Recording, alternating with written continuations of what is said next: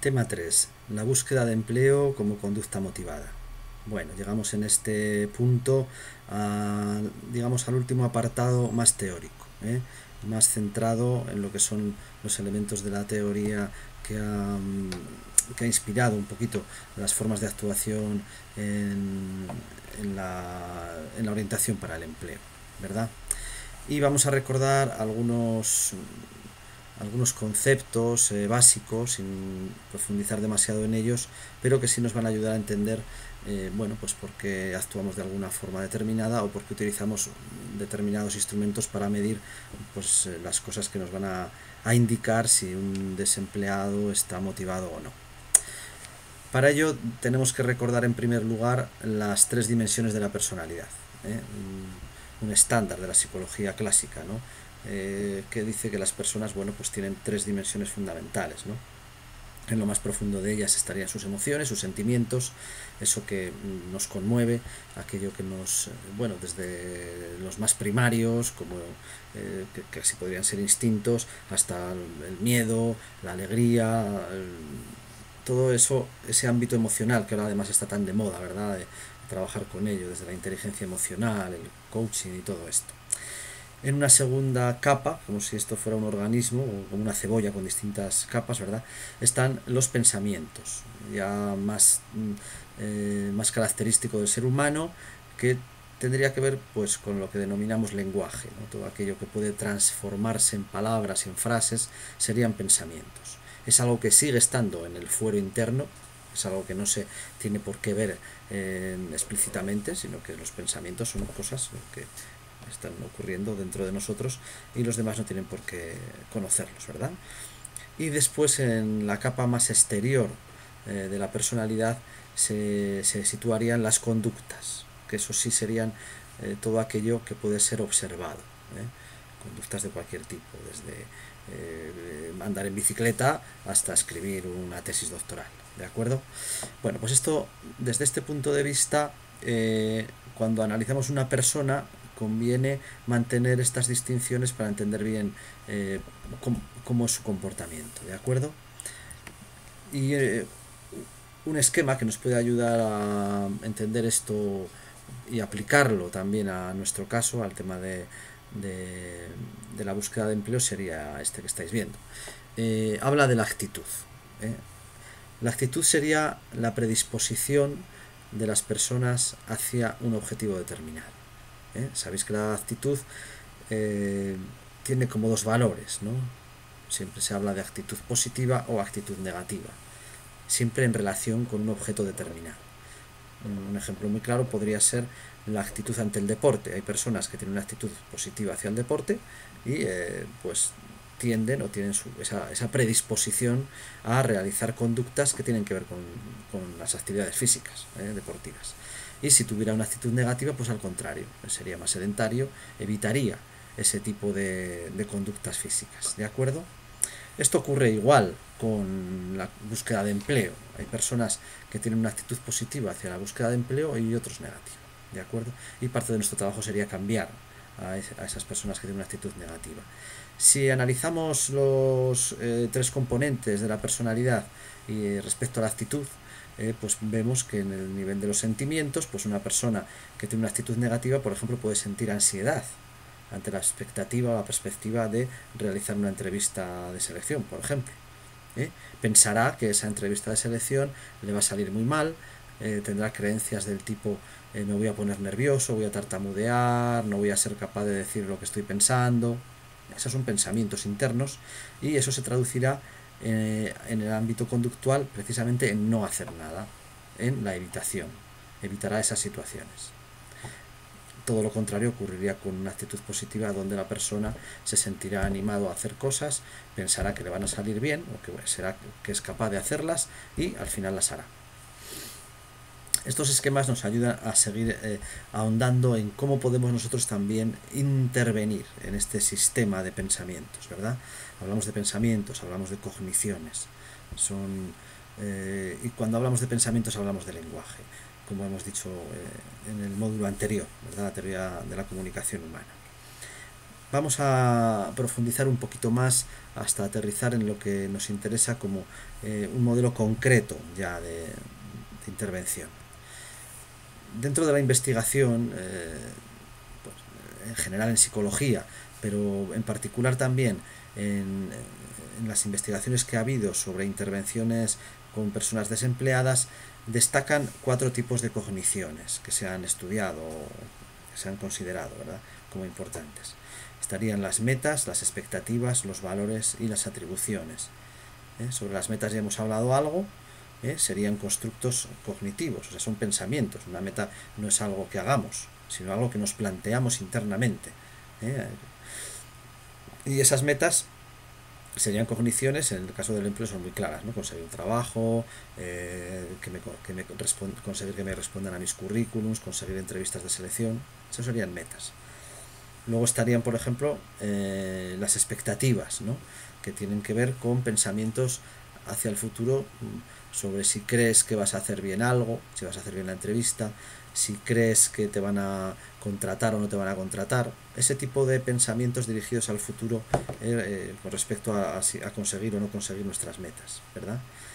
Otros pensamientos muy involucrados en lo que es la conducta de búsqueda de empleo serían los valores, sobre todo el valor sobre el trabajo, qué importancia tiene eso en nuestra vida, ese tipo de valores.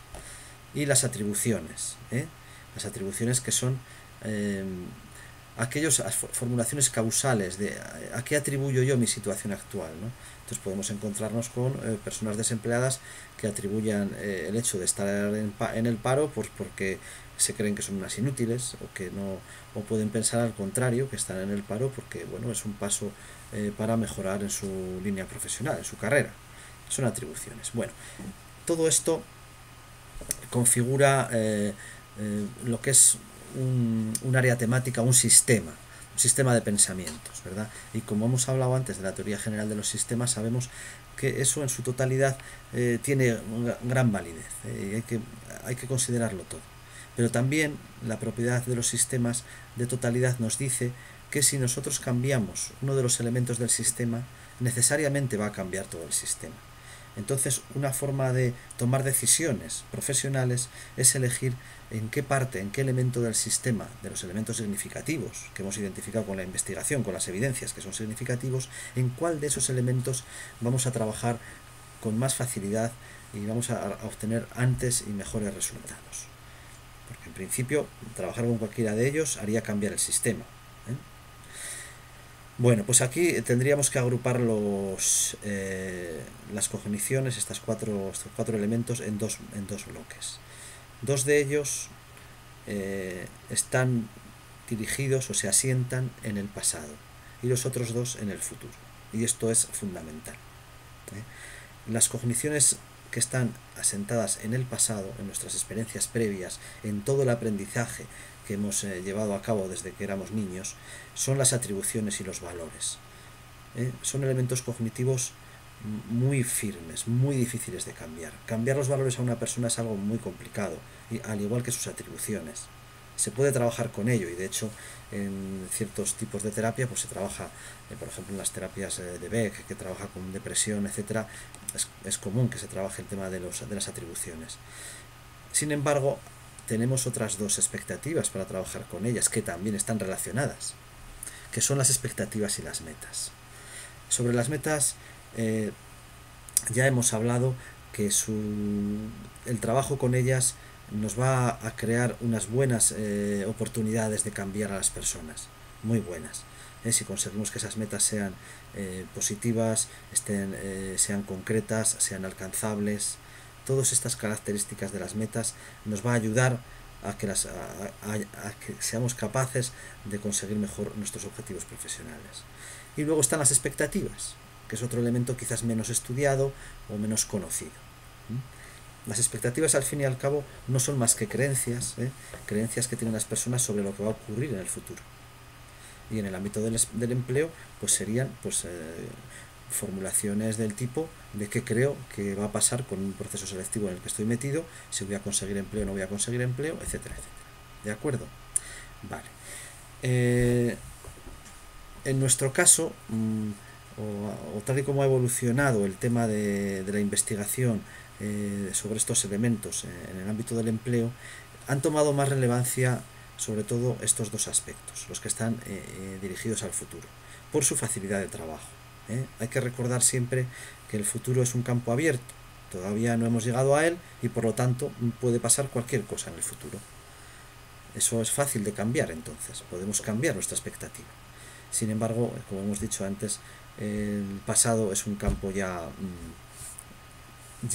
digamos, transitado, ya conocido, y es mucho más difícil convencer a una persona que cambie esa experiencia vital que lo que va a pasar, que al fin y al cabo nadie sabe lo que va a pasar.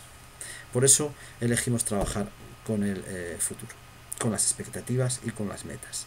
Ya hemos visto cómo se trabaja con las metas, vamos a ver cómo podríamos trabajar con las expectativas. Para ello voy a utilizar este esquema ilustrativo. Podemos entender que hay como tres elementos íntimamente relacionados, que son las personas, las cosas que hacen las personas, o sea, su conducta, y los resultados que esperan, o sea, sus objetivos. Entre persona, conducta y resultado se podrían, digamos, introducir para aclarar qué quieren, cómo funcionan lo que son las expectativas, hasta describir tres tipos de expectativas. Esto es una interpretación teórica relativamente reciente, de finales del siglo pasado. Trabajó mucho el profesor Valenzuela en el 89, en los años 90, y bueno, pues hay bastante evidencia científica sobre su relación con la conducta. Es decir, está bastante bien estudiado que según qué tipo de expectativas tengan las personas, realizarán o no realizarán ciertos tipos de conductas, ¿no? Esto se ha estudiado desde los ámbitos, digamos, en el ejército para desarrollar conductas de ataque, por ejemplo, hasta para explicar por qué los judíos no huían en masa de los campos de concentración, ¿no? O sea, este tipo de estudios ya están bastante evolucionados, ¿vale? Y en el ámbito del empleo también se han estudiado, sobre todo las expectativas de autoeficacia y de locus que explicaré ahora. Bueno, pues como os iba diciendo, existen tres tipos de expectativas. Las primeras están conectadas entre las personas y las conductas. O sea, lo que una persona piensa con lo que la persona hace. ¿De acuerdo? ¿Qué sería una expectativa de autoeficacia? Estas os sonarán porque las estudió mucho Bandura, teorías del aprendizaje. Bueno, pues son los pensamientos, son las creencias que las personas tienen sobre cómo van a realizar alguna conducta. El ejemplo de, por ejemplo, cuando una chica joven o un chico joven se plantea sacarse el carnet de conducir, tendrá unas expectativas sobre cómo va a ser como conductor, si va a conducir bien o va a conducir mal, aunque no haya conducido nunca, ¿de acuerdo? Y a eso se le llamaría una expectativa de autoeficacia, ¿vale? Después, bueno, si queréis ponemos algún ejemplo con el tema del empleo, una expectativa de autoeficacia relacionada con el empleo sería, por ejemplo, las personas que creen que van a manejarse bien en una entrevista laboral, que van a saber responder correctamente a las preguntas, que no se van a poner nerviosos, etcétera, etcétera. Eso serían expectativas de autoeficacia, como entre la persona y las conductas de búsqueda de empleo. Luego hay otra dimensión diferente, y es las expectativas o las creencias que conectan la conducta con los resultados. ¿De acuerdo? A estas se les ha llamado locus de control. ¿Por qué? Porque nos dicen, de cierta manera, hasta qué punto pensamos que lo que yo haga tiene que ver con lo que yo consiga. Que mis conductas tienen que ver con los resultados. De tal forma que cuando una persona piensa y está convencido de que hacer ciertas cosas le va a ayudar a conseguir un resultado, esa persona tiene el control sobre su vida, sobre sus objetivos, porque sabe qué hacer para conseguir lo que quiere conseguir. Y al contrario, si una persona cree que las cosas que hagan no tienen que ver, no están relacionadas con lo que él quiere conseguir, es decir, que lo que él sabe hacer, lo que él puede hacer, no le va a llevar a conseguir esos resultados que quiere obtener, pues eso quiere decir que tiene un locus de control, o sea que el control no lo tiene él, está fuera. Puede creer, vamos a poner el ejemplo del empleo, que es bastante clarificador. O sea, hay una persona que puede pensar, y de hecho yo he conocido a muchas, que hace buenos currículums y que sabe hablar correctamente en una entrevista de selección, pero considera que hacer esas cosas bien hechas no le van a facilitar un puesto de trabajo. Y puede tener razones muy sólidas para pensar eso, porque a lo mejor lleva 2 o 3 años buscando empleo y nunca le han dado un puesto de trabajo, a pesar de que ha mandado un mogollón de currículos bien diseñados y ha hecho buenas entrevistas de selección. Entonces, cuando sus expectativas empiezan a trasladar el locus de control hacia elementos externos, o sea, si piensa que es que los puestos de trabajo, bueno, pues dependen de otras personas sobre las que ella no tiene o él no tiene ningún tipo de influencia, pues sería un locus externo. Personas o cosas, porque una persona puede creer que está agafado, que tiene mala suerte. Eso sería también algo que está fuera de su control, luego sería algo externo. ¿Vale? Entonces tenemos dentro de las expectativas de locus de control, o sea, de expectativas de control que están entre la conducta, lo que la gente hace y lo que la gente quiere conseguir, sus objetivos, esas expectativas distinguiríamos las de locus de control interno, cuando yo creo que sí, que lo que yo hago me ayuda a conseguirlo, y locus de control externo, cuando creo que conseguir esos objetivos no depende de mí, sino de otras cosas que yo no controlo. ¿De acuerdo? Bueno, estos serían los 2 tipos de expectativas que están mediando entre la persona y la conducta, y entre la conducta y el resultado. Hay un tercer tipo de expectativa que conecta directamente a la persona con los objetivos que se plantea, sin pasar por las conductas. Y es lo que podríamos identificar con la típica persona optimista. ¿Vale? Aquella persona que cree que va a conseguir un puesto de trabajo, pero no se ha puesto a analizar si va a ser porque hace buenos currículums o malos o regulares, o porque hace buenas entrevistas o no, sino porque simplemente es optimista, cree que lo va a conseguir. Hay mucha gente que piensa eso, ¿no? Que va a tener éxito en la vida, que va a tener éxito pues, en los negocios, que va a tener éxito en cualquier ámbito que os queráis plantear. Pues en el ámbito del empleo lo mismo. Hay expectativas de éxito puras que conectan directamente a la persona con el resultado. Bueno, pues este modelo de conducta y las cogniciones que la determinan es un poco en el que se ha basado toda la intervención motivadora en el ámbito de la búsqueda de empleo y de la orientación profesional, por supuesto. Y este modelo, como nos parece interesante y en otros, bueno, y también se aprueba en otros países, está dando buenos resultados, pues precisa también de ser medido. O sea, estaría muy bien contar con alguna herramienta que nos dijera pues cómo una persona tiene sus expectativas respecto a estas cosas, respecto a su persona, la conducta y el resultado, cómo son sus expectativas de autoeficacia, de locus de control o de éxito, ¿de acuerdo? Para medir esto, hace unos años me junté con el doctor Rodríguez Morejón y confeccionamos este cuestionario. Este cuestionario que, bueno, que tiene unas buenas cifras de fiabilidad y validez y que ya lleva aplicándose bastantes años. Y veréis cómo mide estas expectativas que hemos visto. El primer ítem: para encontrar trabajo tendré que esperar a que mejore mi suerte, nos está hablando de las expectativas de locus de control externo. Encontrar trabajo no va a depender de algo que yo tenga control, sino algo que yo no controlo, que es la suerte. ¿De acuerdo? El siguiente: soy capaz de soportar los inconvenientes que conlleva la búsqueda de empleo, está relacionando a la persona con sus conductas, con soportar el hacer muchas entrevistas, que te den muchos portazos en las narices cuando buscas trabajo. Esa capacidad de aguantar ese esfuerzo para buscar trabajo es una expectativa de autoeficacia, ¿de acuerdo? Porque está juntando yo con las cosas que hago. Más cosas. Creo que estaré poco tiempo en el paro. Este ítem es un ítem de optimismo puro, es una expectativa de éxito. Y así sucesivamente. Cuanto más me esfuerce en buscar trabajo, más posibilidades tendré de encontrarlo. Está uniendo mi esfuerzo, o sea, las cosas que hago, con los resultados. o sea, es locus de control interno en este caso. La siguiente, lo que más me ayudaría a encontrar trabajo es contar con parientes y conocidos influyentes. Estamos hablando de que el control no está en mí, está fuera, en parientes y conocidos influyentes. Externo, locus de control externo.